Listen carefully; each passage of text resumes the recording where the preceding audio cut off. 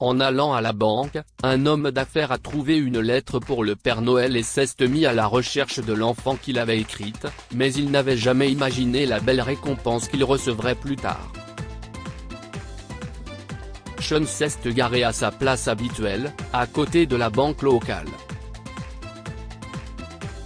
C'était déjà l'après-midi, mais il avait fait des courses toute la matinée, et puis la neige était devenue un peu trop épaisse pour qu'il puisse conduire. Il a attendu quelques heures, le temps que les chasse-neige puissent dégager les rues, pour sortir de la voiture en souriant timidement.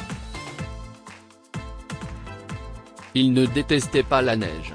Elle lui rappelait simplement une époque plus heureuse qu'il ne pourra plus jamais revivre. Il y avait encore de la neige sur le trottoir, et il a essayé de marcher prudemment dessus pour éviter de tomber. Mais ses chaussures de luxe ont fait un bruit de froissement. Cela n'avait pas de sens, alors l'homme d'affaires a baissé les yeux et a vu un morceau de papier. Il le saisit rapidement et voit une lettre froissée adressée à Cher Père Noël dans une écriture simple et enfantine. La main de Sean tremblait alors qu'il essayait de ne pas froisser davantage le papier. Il ne détestait pas Noël, ni le Père Noël, ni les célébrations, ni la gaieté. Mais voir tout ce bonheur ne faisait que lui rappeler tout ce qu'il avait perdu. Il y a des années, sa femme est décédée en accouchant. Son bébé a heureusement survécu. Il adorait la neige, les lumières de Noël, les chants et tout ce qui concerne cette fête. Malheureusement, il est mort à l'âge de 6 ans à la suite d'un accident bizarre survenu à son école. Et depuis ce jour-là, Sean a définitivement perdu le goût de vivre. Il tolérait les vacances parce qu'il ne voulait pas ressembler au Grinch. Il envoyait des cadeaux à ses neveux et nièces, assistait au dîner de famille, mais c'était un fantôme. Cette lettre n'était qu'un rappel de ce qu'il aurait pu avoir, mais d'une certaine manière, elle le rendait curieux. Les mains tremblantes, il a ouvert l'enveloppe. Peut-être pourrait-il découvrir ce que cet enfant voulait pour Noël et trouver un moyen de réaliser ses souhaits. Cher Père Noël, lit-il à haute voix. Ce serait génial si je pouvais avoir une nouvelle paire de bottes d'hiver. Ma maman ne peut pas les acheter parce que si est trop cher, mais je peux tomber malade sans ces formidables chaussures. Toujours en lisant la fameuse lettre, Sean a appris que la mère de l'enfant n'avait pas grand-chose, mais qu'il était heureux quand elle n'était pas malade, et qu'elle espérait que les bottes l'aideraient à ne pas aller à l'hôpital.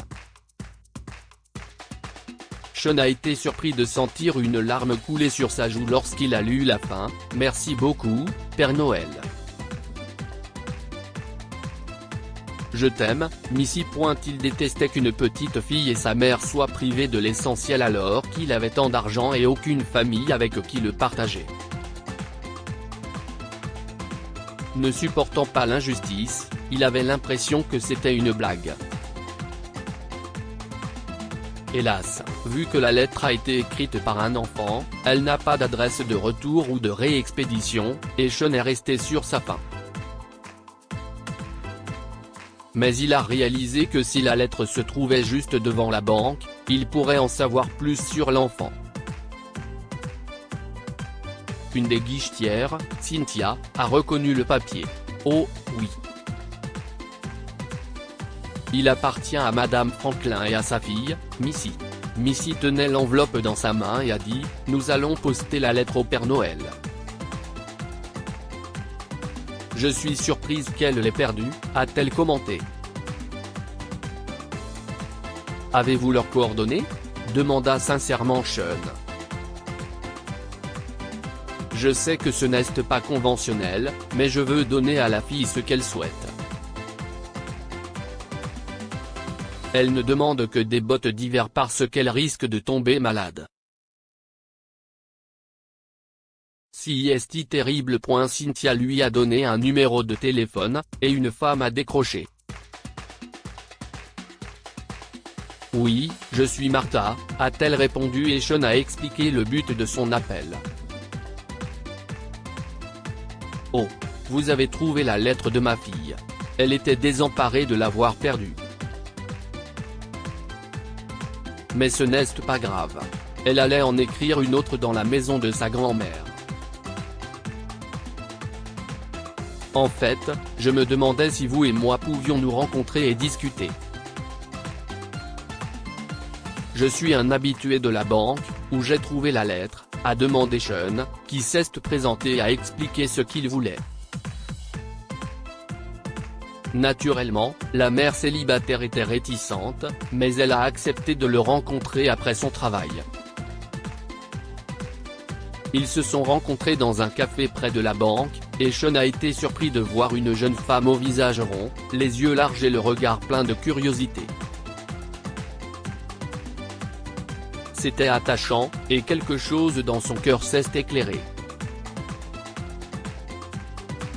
Avez-vous lu ce qu'elle a demandé au Père Noël, a demandé Sean après quelques bavardages. Oui, Martha acquiesce, et la honte pouvait se lire dans ses yeux. J'ai fait des recherches en ligne, et le coût des bottes d'hiver est très élevé. Pour l'instant, je ne peux pas me le permettre. Mais aussi. Elle ne tombe pas malade à cause du froid. Pas nécessairement. Les médecins ont dit qu'elle avait un système immunitaire faible, ce qui n'a rien à voir avec ça. Je devais juste lui raconter cette histoire parce qu'elle commence à avoir peur des hivers. Elle a été hospitalisée pendant l'hiver? Oui, mais elle a aussi été hospitalisée en avril dernier, donc ce n'est pas le froid. J'essaie de faire de mon mieux, mais je croule sous le loyer et les factures médicales. Ce n'est pas facile. Si est difficile parce que je n'aille que ma mère pour Maider. En fait, je suis allé à la banque, mais ils n'ont pas approuvé le prêt que je voulais. A dit Martha en secouant la tête et en regardant ailleurs. Oh, regardez-moi. Je n'arrête pas de parler de mes problèmes. Je suis désolé. Non, je veux les entendre. Continuez, s'il vous plaît. Et ce prêt ? A insisté Sean, concentré. Je ne peux plus payer le loyer, alors on va retourner vivre chez ma mère. Mais cette pauvre maison a tellement besoin de réparation. J'espérais obtenir un prêt pour faire au moins quelques réparations, mais bon. Martha a hésité, pincé les lèvres et haussé les épaules. Que pouvez-vous faire? Je peux faire quelque chose. Mais pour l'instant, donnez-moi votre adresse. Je veux envoyer à Missy ces bottes et d'autres choses, a révélé Sean, et Martha a secoué la tête, essayant de décliner l'aide de Sean, mais ce dernier l'a finalement convaincu. Missy a adoré les bottes et les cadeaux que Sean lui a envoyés, mais malheureusement, sa maladie s'est aggravée et elle a été hospitalisée à nouveau. Au grand étonnement de tous, Sean est venu. Tous les jours. Il a accompagné Martha, sa mère âgée et la petite fille lorsque les médecins leur ont parlé de son état de santé délicat. Elle a eu une pneumonie cette fois, et ils ont essayé de la guérir avec des médicaments, mais la situation était délicate pendant un certain temps. Malheureusement, l'état de Missy s'est aggravé et elle a été placée sous respirateur. Pendant ce temps, Sean a raconté à Martha ce qui lui était arrivé, à lui et à sa famille, et l'a encouragée à être forte pour sa petite fille. Je ne peux pas croire que vous avez traversé toute cette souffrance, Et pourtant, vous êtes là, lui a dit Martha un soir à l'hôpital. Je sais. Je ne pensais pas que Jen serait capable. Je me suis senti insensible pendant toutes ces années à Noël parce que mon fils aimait tellement cette fête. Mais quelque chose en vous, votre fille et sa lettre au Père Noël. C'était comme si quelque chose en moi avait changé, a répondu Sean, les yeux tristes et surpris à la fois. Je ne peux pas l'expliquer. Pour la première fois, Martha l'a regardé avec honnêteté, et ils se sont regardés dans les yeux pendant un moment. Un moment figé dans le temps qu'ils ne comprenaient pas allait changer leur vie à jamais.